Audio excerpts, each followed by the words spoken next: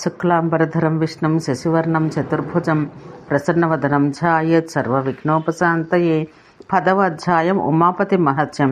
సనత్ కుమారుడు శిలాదునితో, మహాబుద్ధిశాలివగు భగవాన్ నందికేశ్వర, మహాశివభక్త, మరలా నీవు నాకు ఉమాపతియగు పరమేశ్వరుని మహిమను తెలుపుము అని పలకగా, శిలాదుడు ఇట్లు చెప్పాను: సనత్ కుమార, నేను మహేశుడు, భవుడు, పరమేష్ఠియగు శివుని యొక్క మహిమను సంపూర్ణంగా సంక్షేప రీతిలో నీకు తెలుపుతున్నాను, వినుము.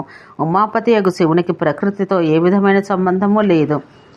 బుద్ధితో కానీ, అహంకారంతో కానీ, మనసుతో కానీ, చిత్తంతో కానీ, కర్మతో కానీ, నేత్రంతో కానీ, జిహ్వతో కానీ, నాసికతో కానీ, పాదములతో కానీ, హస్తములతో కానీ, వాక్కుతో కానీ, జననేంద్రియాలతో కానీ, పంచమహాభూతాలతో కానీ ఎట్టి బంధనము లేదు.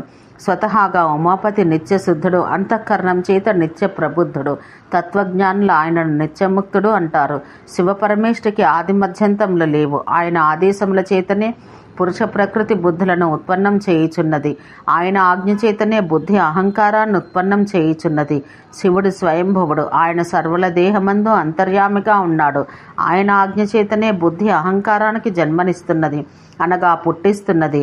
ఆయన ఆజ్ఞ చేతనే అహంకారం 11 జ్ఞానేంద్రియాలకు, తన్మాత్రలకు జన్మనిస్తున్నది.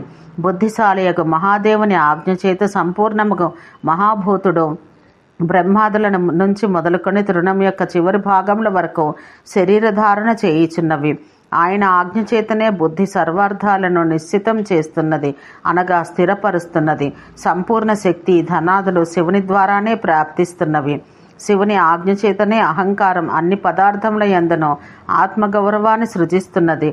ఆయన ఆదేశాల చేతనే చిత్తం చైతన్యమగుచున్నది, మనసు సంకల్పిస్తున్నది. మస్తిష్కము సమస్త పదార్థములు వస్తువుల యందు చైతన్యం కలిగిస్తున్నది. ఆ ఉమాపతి శివుని శక్తి చేతనే కర్ణముల ధ్వని వినగలుగుతున్నవి, శరీరం స్పర్శానుభవాన్ని పొందుతున్నవి. ఆ భవని ఆజ్ఞతో కొన్ని వస్తువులను పట్టుకొనలేకున్నది. ఆ స్రష్ట యొక్క శాసనం చేతనే హస్తము వస్తువులను పట్టుకొనగలుగుతున్నది, చలనాదులు కలిగించలేదు. శివుని ఆదేశాల చేతనే పాదాలు కదులుతున్నవి, ఉత్సర్గం చేస్తున్నవి, అనగా మలాదులను విసర్జిస్తున్నది. గుర్రం మలరూపాన విసర్జం చేస్తున్నది, కానీ మాట్లాడటలేదు, అనగా దాని పని చేయటలేదు. శివుని ప్రేరణ చేత అన్ని ప్రాణుల యందు జననేంద్రియాలు సంతానాన్ని ఉత్పత్తి చేస్తున్నవి. శివుని నిర్దేశం చేతనే ఆకాశం సమస్త ప్రాణులకు పూర్తిగా స్థలం కల్పిస్తున్నవి. శివుని నిర్దేశం చేతనే శరీరాన్ని సర్వ ప్రాణులకు పూర్తిగా స్థలాన్నిస్తున్నది. శివుని నిర్దేశం చేతనే శరీరానికి వాయువు తన ప్రాణవాయువు మొదలగు వానిచే సప్తభేదముల చేత ధారణ, పోషణ కలిగిస్తున్నది. అట్లే జీవనయాత్ర ఎందు సహాయకమగుచున్నది. శివుని నిర్దేశం చేతనే వాయువు నాగ ఆది పంచభేదములతో మన శరీరం లోపల పనిచేస్తున్నది.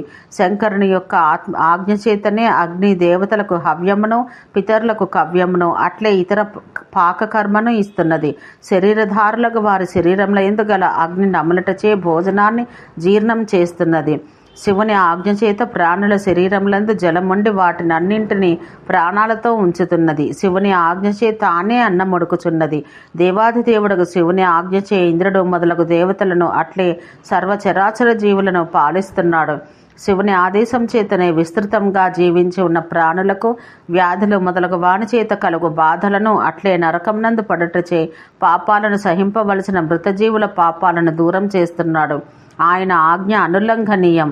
శివుని ఆజ్ఞ చేత విష్ణువు దేవతలను రక్షిస్తున్నాడు, అట్లే అసురులను సంహరిస్తున్నాడు. ఆయన 3 లోకాల యందు స్థితుడై, అనగా వ్యాప్తుడై ఉన్నాడు. ఆయన పాపులను నశింపచేయుచున్నాడు. శివుని ఆదేశాల చేత వరుణుడు జలం ద్వారా అందరినీ పోషిస్తున్నాడు. ఆయన యొక్క ఆజ్ఞ చేతనే అందరూ జలమగ్నులు చేయుచున్నాడు. అట్లే అసురులను తన పాశం చేత బంధిస్తున్నాడు. ఆ పరమేష్ఠియగు శివుని ఆదేశములతో కుబేరుడు సర్వప్రాణులకు వారి వారి గుణకర్మలను అనుసరించి ధనమిస్తున్నాడు. శరీరం లోపల నుంచి ఆ మహాత్ముని ఆదేశాల చేత సూర్యుడు సూర్యోదయం, సూర్యాస్తమయాన్ని చేసి కాలం కల్పిస్తున్నాడు. కాలానికి కాలుడు, అనగా మహాకాలుని ఆజ్ఞ చేత చంద్రుడు అమృతమయమైన తన కిరణాలచే అన్ని ఔషధులను ప్రఫుల్లితం చేస్తున్నాడు. ఇంకను సర్వజాతులకు చెందిన పుష్పములు, లతలను వికసింపచేస్తున్నాడు. ఆదిత్య, వసుగణ, రుద్రగణ, అశ్విన్, మరుద్గణములు మొదలగు అన్య దేవతలందరూ ఆ శివుని శాసనం చేతనే ఏర్పడ్డారు. గంధర్వ దేవ సిద్ధ సాధ్య చారణ యక్ష రక్ష పిశాచగణములు ఆ శివుని ఏలుబడి అందే కలవు. గ్రహ నక్షత్ర తారక యజ్ఞ వేద తత్వాలట్లే ఋషిగణాలు సర్వమును ఆ శివుని ఏలుబడి అందే కలవు.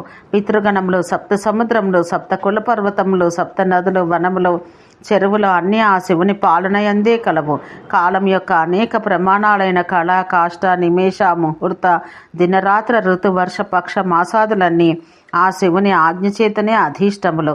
ఆ శివుని పాలనయందే మన్వంతర పరార్థ అట్లే ఇతర కాలభేదముల యొక్క ప్రమాణములు, దేవతల ఎందలి అష్టజాతులు, పశుపక్షాదులందలి పంచజాతులు, అట్లే మనుషగణాలు ఆ దేవతల అధిపతియగు శివుని యొక్క శాసనమందే కలవు. చతుర్దశ యోనులయందు జన్మనెత్తిన సర్వప్రాణులు, సర్వలోకములయందు వసించువారు ప్రజలందరూ ఆ సర్వేశ్వర ప్రభువు యొక్క ఆజ్ఞయందే వసించుచుండును. పాతాళము అన్ని భువనాలు ఆయనయందే కలవు. సర్వ బ్రహ్మాండం శేషుడు సర్వమును ఆ శివుని ఆవరణాంతర్గతములయుండును. వర్తమాన సర్వ బ్రహ్మాండము సంపూర్ణ జీవగణ సహితంగా ఆయన ద్వారానే నలుదిశలయందును చుట్టుకొనబడి ఉన్నది.